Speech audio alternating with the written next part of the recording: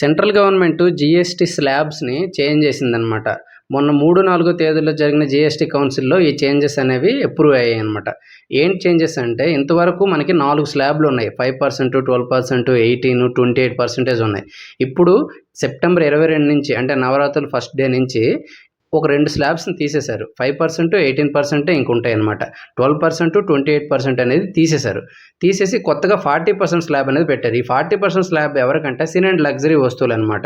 అంటే ఏమైనా జ్యువెలరీ కానీ లేదైనా అలంకారం రిలేటెడ్ పాన్ మసాలా, సిగరెట్లు, కార్లు అలాంటి వాటికి ఇది వర్తిస్తుంది అనమాట.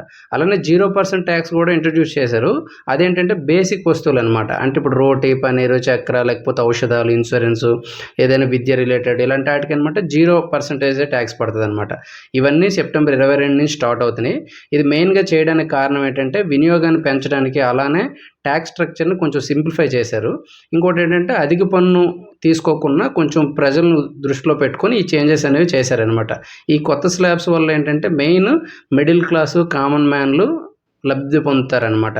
ప్రభుత్వానికి 48 కోట్లు నష్టం జరుగుతుందంట. అయినా సరే కామన్ మ్యాన్ దృష్టిలో పెట్టుకొని ఇదంతా చేశారనమాట. దీనిపైన మీ అభిప్రాయం ఏంటి? అలానే ఇలాంటి మరిన్ని ఇంట్రెస్టింగ్ ఇన్ఫర్మేషన్స్ కోసం సబ్స్క్రైబ్ ద ఛానల్.